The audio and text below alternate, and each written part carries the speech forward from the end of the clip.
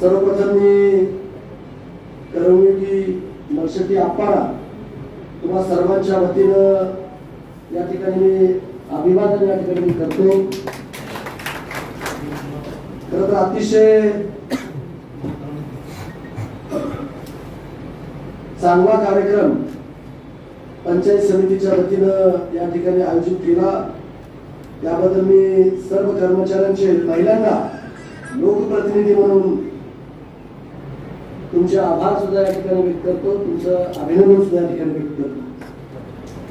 मित्रांनो, राजकारण समाजकारणात राहून आपली निस्वार्थी भावना निरपेक्ष जीवन जगणारे मलशेट्टी पाटील नागरकर यांचं नाव आज आपण उदगीर पंचायत समितीच्या सभागृहामध्ये त्या ठिकाणी देण्यात आलं आणि त्यानिमित्तानंच अनेकांनी आपलं भाषण या ठिकाणी व्यक्त केलं। मी सुद्धा आपांच्या बाबतीमध्ये मला काही सहवास लाभला नाही, पण त्यांच्या कुटुंबाचा सहवास मला ठिकाणी लाभला आणि मग मी जे कर्मयोगी मलशेट्टी नागरकर हे जे मी पुस्तक ज्यावेळेस वाचलं त्यावेळेस मी भारावून गेलो। राजकारणी समाजकारणी कसा असावं तर आप्पासारखं त्या ठिकाणचं असलं पाहिजे आणि म्हणून हे पूर्ण पुस्तक त्या ठिकाणी वाचलं। मी त्याचा उल्लेख नंतरच्या माझ्या काही पंक्तीमध्ये त्या ठिकाणी घेईन, पण मला आदरणीय वकील साहेबांनी जी माहिती सांगितली की आम्ही कसे घडलो, कशा पद्धतीनं आम्ही इथवर आलो, याची सुद्धा माहिती मिळाल्यानंतर अंगावर शहारे त्या ठिकाणी येतात। वकील साहेबांनी सांगितलं, पाटील साहेब आपण कधी त्याचा उल्लेख केला नाही, पण आपांचा जन्म 12 नोव्हेंबर 1919 ला झाला। खटक चिंचोली त्यावेळेस तालुका भालकी त्यावेळेस होता। उर्दू माध्यमातून त्यांचं शिक्षण त्या ठिकाणी झालं। अनेकांनी सांगितलं आपल्या भाषणामध्ये बालपणीच त्यांच्या आईवडिलांचं छत्र त्या ठिकाणी हरपलं आणि छत्र हरपल्यानंतर मामानी आप्पाला त्यांच्या गावी त्या ठिकाणी घेऊन गेले। अनेक वर्ष ते खटक चिंचोलीमध्ये आप्पा त्या ठिकाणी राहत होते। एक दिवशी मामाने तुम्ही सांगितलं तर मला खरं म्हणजे भयानक, म्हणजे मला सुद्धा माझ्या मुलाला पुढे प्रेरणा देण्यासारखं ते वाक्य होते। मामाने सांगितलं की काही सूचना केल्या मामाने, तू आता गावी गेलं पाहिजे आणि गावी जाऊन सगळं जे काही तिथली संपत्ती असेल किंवा तिथला कारभार असेल तुमच्या माध्यमातून त्या ठिकाणी झाला पाहिजे। मी अनेक गोष्टी मामाने जी कर्मठ भाषेमध्ये त्यांना जी बोलली होती त्याचा उल्लेख मी करणार नाही, पण त्या कर्मठ बोलल्यामुळं आप्पा या ठिकाणी आले आणि अनेक महत्वाच्या पदावरती गेले। याचा आनंद, याचा अभिमान माझ्यासारख्या कार्यकर्त्यांना त्या ठिकाणी वाटतो। आज मुक्ती संग्रामात लढणाऱ्या कार्यकर्त्यांसोबत त्यांनी सगळे सहभाग त्या ठिकाणी घेतला। काही काळ आप्पाला शिक्षा सुद्धा त्या ठिकाणी भोगावी लागली। मग नागरा असेल, भाकसखेडा असेल, आरसला असेल, कमालवाडी असेल, चिखली असेल, कोदळी या गावचे पटवारी पद सुद्धा आप्पाने त्या ठिकाणी सांभाळलं आणि नागरा आणि आरसला या विद्यार्थ्यांसाठी सुद्धा शालेय इमारत उभारणी करण्यामध्ये सुद्धा त्यांचा त्या ठिकाणी वाटा होता। ज्यावेळेस खटक चिंचोली मधून आप्पा नागरामध्ये आले, आता इथे वरिष्ठ आप्पासोबत अनेक दोघांचा उल्लेख त्यांनी त्या ठिकाणी केला। काही लोकांनी आप्पाला आता या मुलगा इथं आलाय, 500-600 एकर जमीन कशा पद्धतीने करील, काय करील, पण त्यांचा हेतू काय तेव्हा चांगला नव्हता, पण आप्पाने सुद्धा ती सुद्धा लढाई लढली आणि ती हैदराबाद मध्ये त्या ठिकाणी जिंकली आणि त्यांच्या कर्तृत्वातून आज सगळं वैभव त्या ठिकाणी प्राप्त झालेलं आहे। मित्रांनो, त्याही गोष्टी मला या ठिकाणी सांगता येतील। आज अनेकांच्या भाषणामध्ये सांगितलं की आप्पा समाजकारणामध्ये आणि राजकारणामध्ये कसे आले। ते ॲडव्होकेट बापू हाळीकर यांच्यामुळे ते राजकारणात आणि समाजकारणामध्ये त्या ठिकाणी त्यांनी प्रवेश केला आणि एकदा प्रवेश केल्यानंतर त्याला कधीही मागे फिरून बघण्याची पाळी त्या ठिकाणी आलेली। त्याचं कारण काय पाहिजे साहेब, त्यांची नीतिमत्ता चांगली होती, त्यांचे कर्म त्या ठिकाणी चांगले होते, त्याच्यामुळे त्याला कधीही कुठेही गालबोट त्यांच्या समाजकारणाने राजकारणात त्या ठिकाणी लागलेलं आहे। अनेकांनी आता आदरणीय सावकारांनी त्यांच्या भाषणामध्ये त्यांनी लहान असल्यापासून आपल्याला कशा पद्धतीने आपल्याची जडणघडण झाली त्यांनी त्यांच्या उघड्या डोळ्यांनी त्या ठिकाणी पाहिली. संग्राम मागणेकर साहेबांचा उल्लेख आवर्जून या ठिकाणी करावा लागेल आपल्याला की संग्राम मागणेकर साहेब जिल्हा परिषदेचे अध्यक्ष होते आणि त्या कार्यकाळात त्यांच्या आणि आपणचे स्नेहाचे संबंध त्या ठिकाणी होते.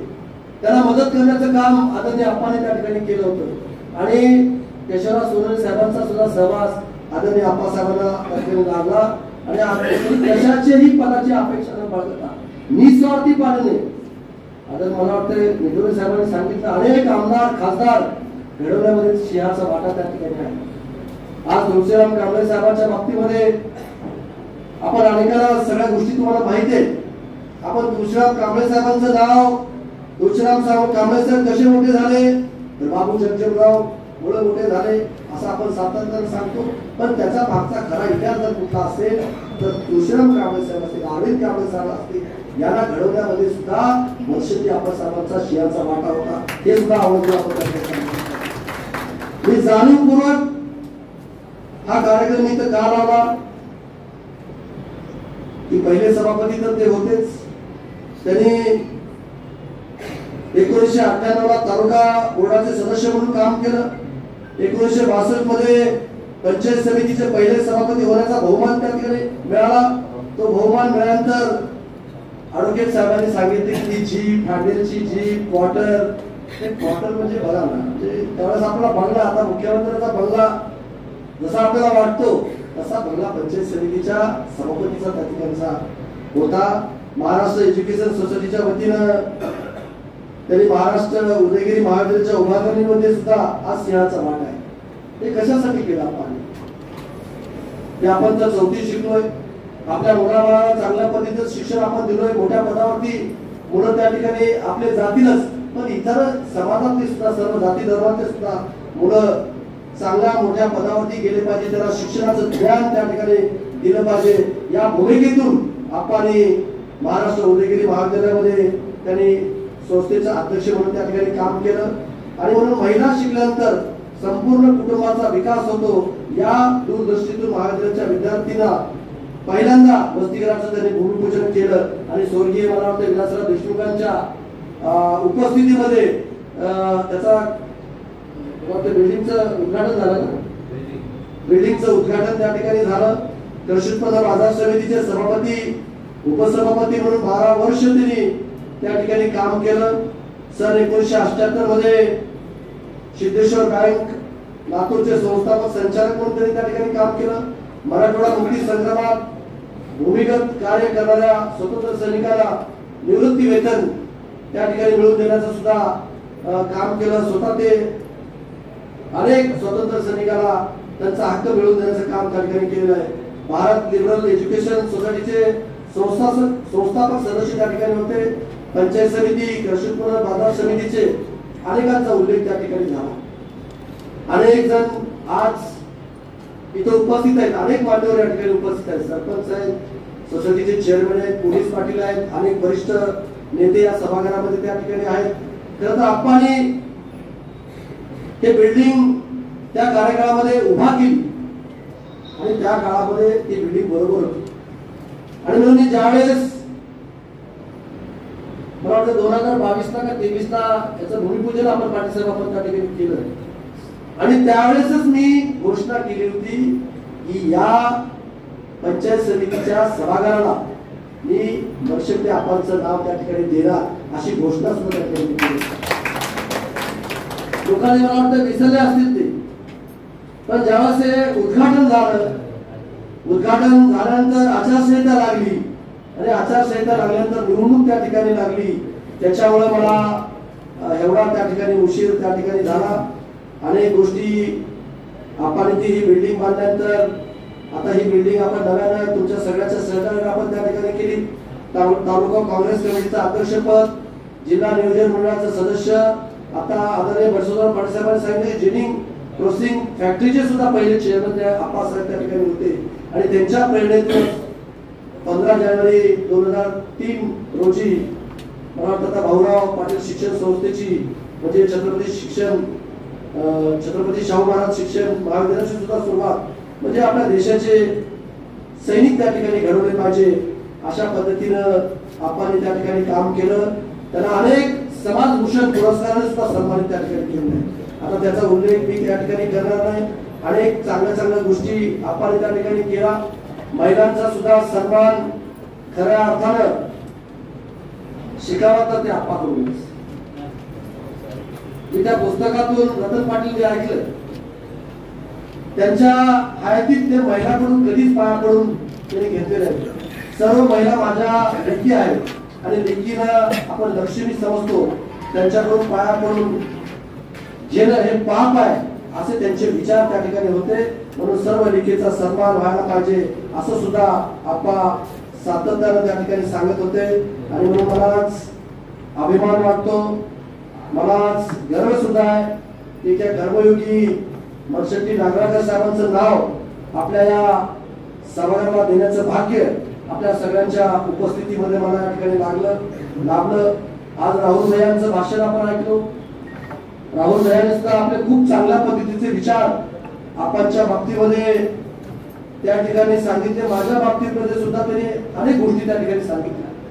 राहुल भैया तुम्ही असेल, रामभाऊ असेल किंवा स्टेजवरील अनेक मान्यवर आपण लोकांचे सेवक आहोत या भावनेतून आपण त्या ठिकाणी काम केलं पाहिजे.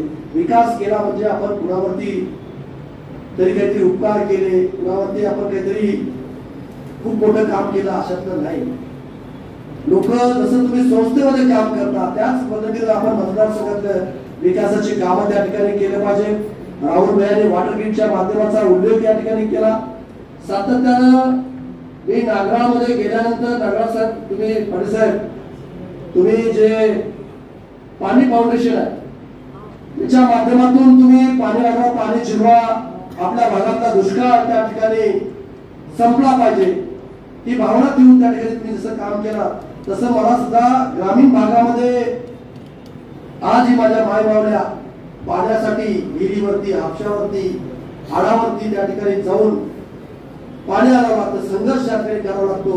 आणि म्हणून तोच धागा पकडून आदरणीय राहुल भैया असतील, रामभाऊ असतील, आम्ही सर्वांनी मराठवाड्यामध्ये कुठेही वॉटर ग्रीडची योजना नाही. ती योजना माझ्या उदगीर आणि जळकोट मतदारसंघामध्ये 600 कोटी रुपयाची वॉटर ग्रीडची योजना त्या ठिकाणी आणली. 60% त्याचं काम त्या ठिकाणी पूर्ण झालं. एकदा ती वॉटर ग्रीड योजना आणली. अनेक गावात आपण जलजीवन मिशनच्या माध्यमातून पाणी पुरवठ्याची योजना आपण त्या ठिकाणी केलेली आहे. पण आपण जिथून सोर्स मधून आपण ते पाणी आणलंय त्या सोर्सचं जर पाणी त्या ठिकाणी आटलं गेलं किंवा पाणी संपलं तर त्या योजनेचा काय फायदा होणार आहे. आणि म्हणून तेच धागा पकडून पीएम सर मी बारूच्या धरणातून काही लोकप्रतिनिधी त्या ठिकाणी आपल्याला विरोध त्या ठिकाणी करतायत. त्याला सुद्धा राज्याचे मुख्यमंत्री 2 उपमुख्यमंत्र्यांकडून आम्ही त्याला सूचना देऊन ते सुद्धा आपण काम लवकरात लवकर पूर्ण करून म्हणजे वॉटर ग्रीडची फायदा काय की फक्त वाढ फिरवायचा आणि त्या पाणी त्या गावामध्ये घ्यायची. पुढचे 75-100 वर्षाचा विचार करून वॉटर ग्रीडची योजना आपण त्या ठिकाणी आणलेली आहे. आज आपण इथं रमेश अण्णा आहेत. खरं तर रमेश अण्णांचं भाषण सुद्धा मला ऐकायचं होतं.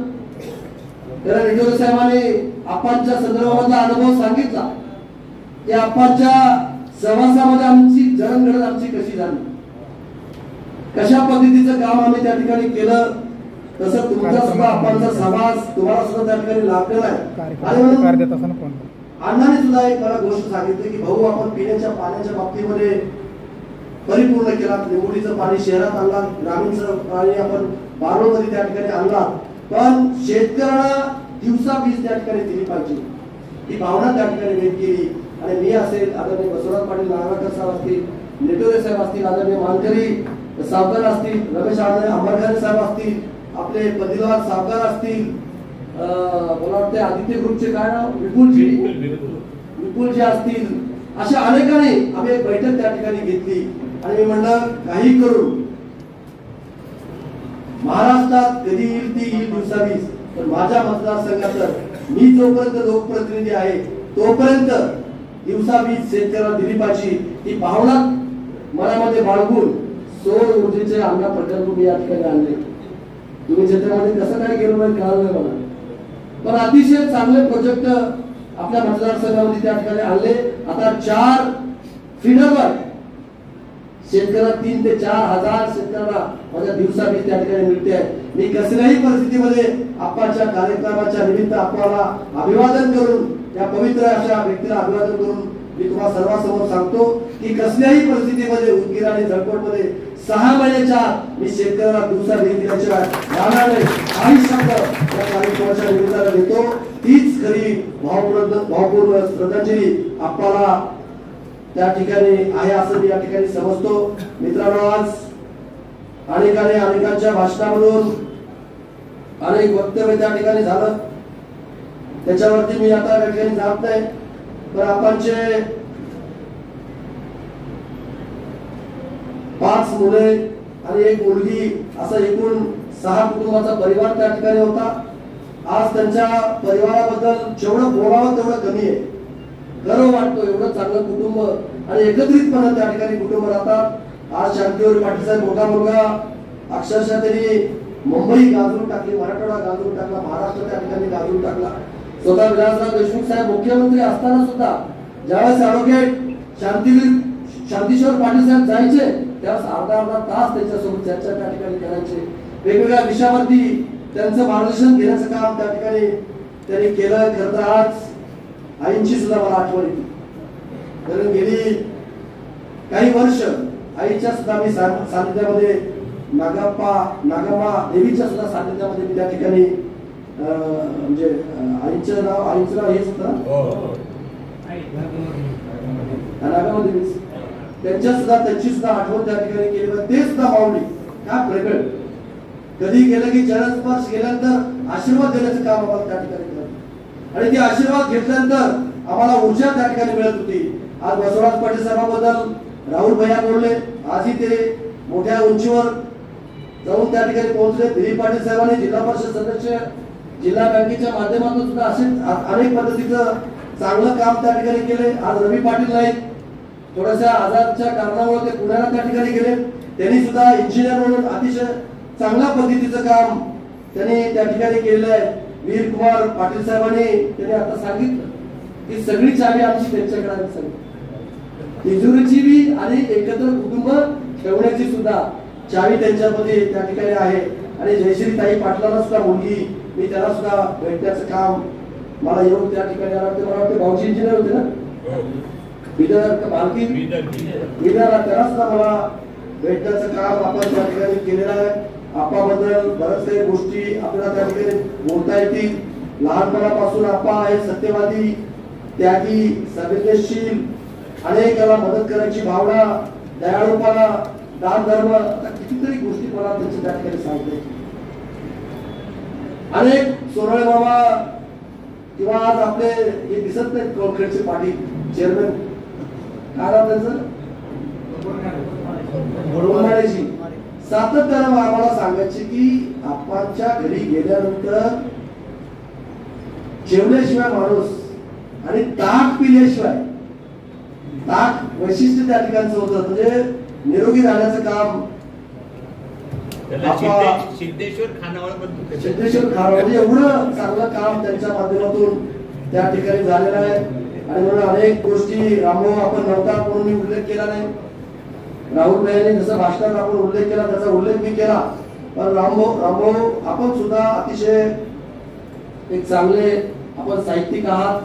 आता आपण मसापाच्या, मराठवाड्याच्या, महाराष्ट्राच्या कार्यक्रमावर त्या ठिकाणी आपण आहात. आणि म्हणून तुमच्या आणि पाटील साहेबांच्या सूचनेवरूनच आपण इथं अखिल भारतीय मराठी साहित्य संमेलन आपण त्या ठिकाणी घेतलं. अनेक मान्यवरांचे तिथं सुद्धा सभागृहाला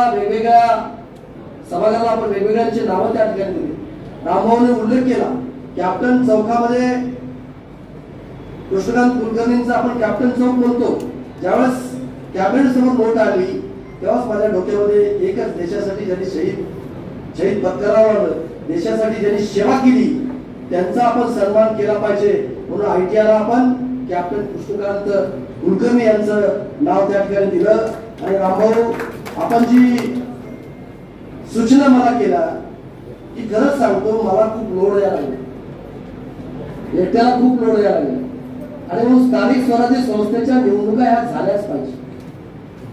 अनेक चांगले चांगले पदाधिकारी पंचायत समितीमध्ये असेल, जिल्हा परिषदमध्ये असेल, नगरपालिकेमध्ये असतील, नगरपंचायतीमध्ये त्या ठिकाणी आले पाहिजे. नगराध्यक्ष, महापौर, सभापती, अध्यक्ष, उपाध्यक्ष त्या ठिकाणी झाले पाहिजे आणि त्या माध्यमातून त्यांना सुद्धा त्या भागाचे सेवा करण्याचं काम त्या ठिकाणी मिळते. म्हणून मी स्वतः आपण राज्याच्या मुख्यमंत्र्याला, पण हे राहिले कशामुळे राहुल, तुम्हाला राहुल भाईला माहिती आहे कोर्टाचा निर्णय, कोर्टामध्ये तो प्रकरण त्या ठिकाणी आहे आणि ओबीसी बांधवाला रिझर्वेशन त्या ठिकाणी मिळालं पाहिजे आणि त्या माध्यम त्याच्या बळा त्या काम त्या ठिकाणी राहिलेलं आहे. पण त्याच्यासाठी सुद्धा आपण लवकरात लवकर त्याचा सुद्धा निर्णय कोर्ट ज्यावेळेस निकाल देईल त्यावेळेस सरकार म्हणून आम्ही त्याचा पाठपुरावा त्या ठिकाणी आम्ही करूया.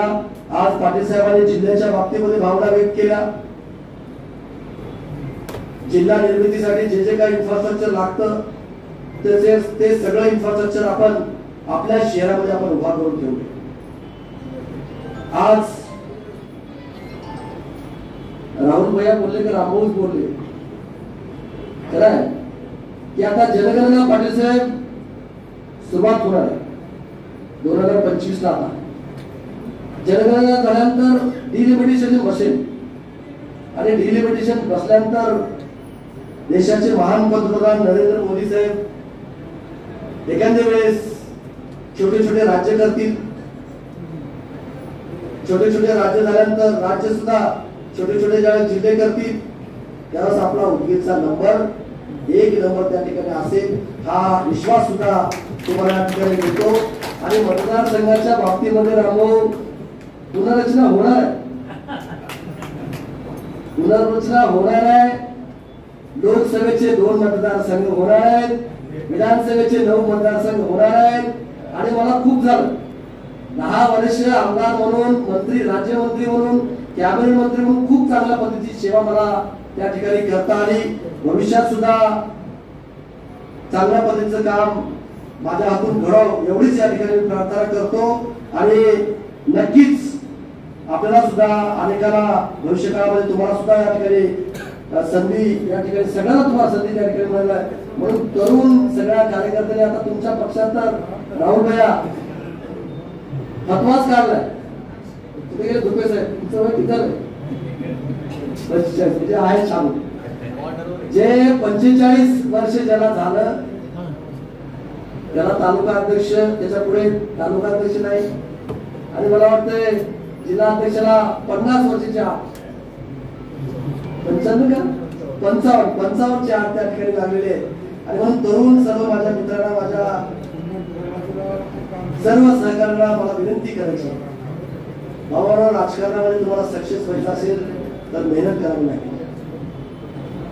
आदरणीय बसवराज पाटील साहेब बोलत होते आज गोविंदांना असते तर आणखीन 4 चान्स लागले असते. तिरुपतीला गेले ते मला सांगितले पण थोडस वकील साहेबांना मुंबईला जायचं होतं. पुढे कार्यक्रम आम्ही ढकलणार होतो. निटोरे साहेबांनी कालच आदरणीय भाऊजींना आपल्या हुंदाबादच्या भाऊजीचा वाढदिवस त्या ठिकाणी 2 तारखेला होता आणि म्हणून त्यांनी सांगितलं की संजय भाऊ आपण 4 तारखेला कार्यक्रम आपण त्या ठिकाणी ठेवू आणि म्हणून भाऊजीला सुद्धा आपण वाढदिवसाच्या आपल्या मतदारसंघाच्या वतीनं लाख शुभेच्छा देऊ. आणि वकील साहेबांनी कालच ते जाणार होते आणि मग त्यांच्यामुळं तारीख जरा लवकर त्या ठिकाणी आपल्याला लवकर आणता आली. मला सांगण्याचं तात्पर्य काय माझ्या तरुण मित्रांना की सातत्य कामामध्ये असलं, निस्वार्थी भावनेने काम केलं की ऑटोमॅटिक तुम्ही नगरपालिकेचा सदस्य, जिल्हा परिषद सदस्य, सभापती, अध्यक्ष, आमदार, खासदार त्या ठिकाणी नक्की त्या ठिकाणी होचाल. अनेक भाऊसाहेबांनी ज्याच्या सोबत काम केलं त्याचा सुद्धा माझ्याकडे लेखाजोखा त्या ठिकाणी आहे. अनेक मान्यवरांचा अनेकांचा उल्लेख त्या ठिकाणी झाला. कारण आपणचं खूप म्हणजे महान कार्य त्या ठिकाणी होतं. आपणाला सुद्धा ज्यांनी साथ दिली त्याच्यामध्ये दिगंबर पटवारी जे असतील, प्रभुआप्पा निजोरे जे असतील, नायडोळे सर असतील, व होळीकर असतील, केशवराव पाटील नेत्रगावकर जे असतात, आदरणीय पाटील साहेबांनी त्याचा उल्लेख केला. सहकार वर्षी रामचंद्र पाटील तळेगावकरांचा सुद्धा उल्लेख केला. अब्दुल्ला कादरी असतील, तुळशीरामजी कांबळे साहेब असतील, धरमपाल चौधरी जी असतील, आपाराम पाटील असतील, दत्तूगिरी तोडशिरकर असतील, पीजी पाटील असतील, माजी नगराध्यक्ष चाकूरकर जे असतील, चंद्रशेखर भोसले जे असतील, अशोक गुदारे जे असतील, म्हणजे अनेकांचे नाव मला या ठिकाणी माधवराव पाटील गोळकेळकर जे असतील, प्रकाश कांबळे जे असतील, दिगंबर बाबा पत्तेवाला जे असतील, रतनलालजी अवस्थी असतील, प्रभूराव पुनाले जे असतील, लक्ष्मण सोनकावळे तिवारी सर असतील, नारायण मुक्कावार जे असतील, सुभाषराव मुक्कावार असतील, अशा अनेक मंडळींनी विविध क्षेत्रामध्ये आपल्या कार्याचा ठसा तरी उमटवले आणि आपल्याला सुद्धा साथ देण्याचं काम या सगळ्या मंडळींनी निस्वार्थी भावनेने या भागामध्ये त्या ठिकाणी काम केलेलं आहे. म्हणून मला एवढंच या प्रसंगी सांगायचं की मर्षदे आप्पा यांनी केलेल्या कार्याची ज्योत ही कायम पुढे ज्वलंत ठेवण्यासाठी आज या सभागृहाला त्यांचं नाव देऊन एक आदर्श निर्माण आपण सर्वजण मिळून करूया. आजच्या या नामकरण सोहळ्याच्या निर्णयाचं आपल्या उदगीरच्या इतिहासामध्ये एक नोंद होईल अशी सुद्धा खात्री या ठिकाणी मला आहे. आणि मी परत एकदा मनपूर्वक सर्व माझ्या कर्मचारी बांधवांनी एक सूचना पाठवली, फक्त व्हिडिओला एक सूचना मी त्या ठिकाणी केली. एका कार्यक्रमामध्ये होतो मी आणि आचारसंहिता संपली, आता निवडणूक संपली, मंत्रिमंडळ त्या ठिकाणी बनले आणि आपण जो शब्द दिला की कर्मयोगी मर्षदे साहेबांचं नाव आपल्याला त्या ठिकाणी दिलं पाहिजे, त्यांनी लगेच क्षणाचाही विलंब न करता मला सांगितलं की साहेब कशा पद्धतीने असलं पाहिजे. मी म्हणलं त्याला मला सगळं त्या ठिकाणी मला दाखवा आणि जिथं सातत्यानं पंचायत समितीची मासिक सभा होईल, स्टँडिंग सभा होईल, त्या सभागृहाला मर्षदे आप्पांचं नाव त्या ठिकाणी दिलं पाहिजे. ज्या ज्या वेळेस आता निवडणुका होती, निवडून आलेली बॉडी सभापती, उपसभापती, पंचायत समितीचे सदस्य त्या ठिकाणी असतील, त्यावेळेस ज्यावेळेस तुमचा अजिंठा प्रत्येक सदस्याला जाईल, सरपंचाला जाईल, सोसायटीच्या चेअरमनला जाईल, त्यावेळेस कुठं स्थळ असेल तर ते कर्मयोगी मर्षदे पाटील नागराळकर या सभागृहामध्ये बैठक आयोजित केली असं सुद्धा त्या शेअरमध्ये त्या ठिकाणी नमूद केला पाहिजे अशी सुद्धा सूचना आजच तुम्हाला त्या ठिकाणी देतो. आजच त्या प्रोसिडिंग मध्ये आज ते लिहून ठेवा. आज मी उद्या असेल, रामोच्या भाषेत नसेल, तुम्ही असाल नसाल, पण हे कायमस्वरूपी त्या प्रोसिडिंग त्यामध्ये त्या ठिकाणची असलं पाहिजे असे सुद्धा मी तुम्हाला आवर्जून सूचना एक लोकप्रतिनिधी करतो. आज माझ्या कर्मचारी बांधवांनी खूप जल्लोषामध्ये माझं स्वागत केलं. मला कालच व्हिडिओ साहेबांचा आणि काही कर्मचाऱ्यांचा फोन आला की भाऊ आपण नामकरणाचा सोहळा करतोय पण आम्हाला पण संधी तुम्ही त्या ठिकाणी दिली पाहिजे. म्हणजे काय ते म्हणजे तुम्ही निवडून आल्यापासून आम्हाला तुमचा सत्कार करायचा नाही. म्हणजे सोहळे साहेब किती प्रेम, कुणाच्याही नशिबाला असं येत नाही. आमदार असेल, खासदार असेल, आला त्यांनी जे सूचना केल्या त्याचं पालन करायचं, आपल्या घरी जायचं, पगार घ्यायचा आणि काम करायचं, एवढीच भावना त्या ठिकाणी असते. पण इथल्या भगिनी असते, इथल्या माझ्या सेवकापासून, इथल्या व्हिडिओ पासून सगळ्यांची इच्छा होती की आम्ही संजय भाऊंचा त्या ठिकाणी सत्कार केला पाहिजे. आणि मी बघत होतो निटोरे साहेब निवडणुकीच्या काळामध्ये स्लीपर सेल म्हणून ते सगळे माझे कर्मचारी बांधव माझ्यासाठी त्या ठिकाणी काम करत होते. स्लीपर सेल म्हणून तर अनेक जण इथं बसलेले वाद सुरू होते, कोण काय करत, पण स्लीपर सेल म्हणून त्या बांधवांनी अक्षरशः जिथं काय निरोप द्यायचा होता, मग लाईनमॅन कर्मचारी असेल, पंचायत समितीचे कर्मचारी असेल, महसूलचे कर्मचारी असतील, कृषीचे कर्मचारी असतील, अनेक जण सगळं माझं त्या ठिकाणी करत होते. आणि खूपच म्हणजे म्हणून मला या कार्यक्रमाच्या निमित्तानं सुद्धा तुम्हाला या ठिकाणी नतमस्तक व्हायचे, तुमचे मला आभार त्या ठिकाणी व्यक्त करायचे. आज तुम्ही माझा वाजत गाजत या कार्यक्रमाच्या निमित्त माझाही सन्मान त्या ठिकाणी तुम्ही करण्यात आला. आणि आज खर तर नागराळ कुटुंबियांनी माझा सत्कार करायची गरज नव्हती, ते माझं कर्तव्य होतं. एक लोकप्रतिनिधी म्हणून ज्या लोकप्रतिनिधीने एक मोठी समाजसेवा केली, या भागाला एक वेगळ्या उंचीवर नेण्याचं काम केलं, त्या कर्मयोगांचं नाव आपण त्या ठिकाणी दिलंच पाहिजे. ही भावना आपल्या मनामध्ये माझ्या त्या ठिकाणची होती, म्हणून सत्कार त्या ठिकाणी गरज नव्हती, पण तुम्ही सत्कार केला त्याबद्दल मनापासून तुमचे या ठिकाणी आभार मानतो.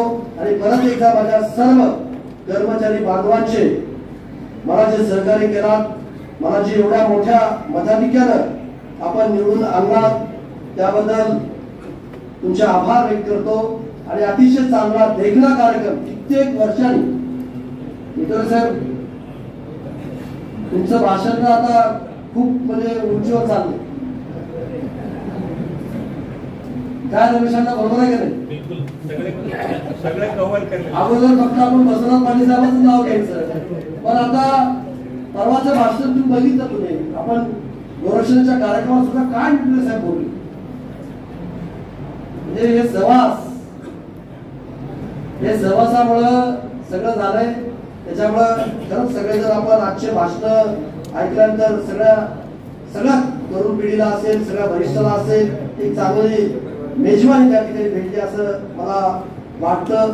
आणि आज काही लोकांना आप्पाच्या बाबतीमध्ये माहिती नव्हती, पण जाणीवपूर्वक त्यांनी कर्मयोगी हे पुस्तक त्या ठिकाणी वाचावं आणि अनेक उदाहरणे सुद्धा त्या ठिकाणी दिले गेले.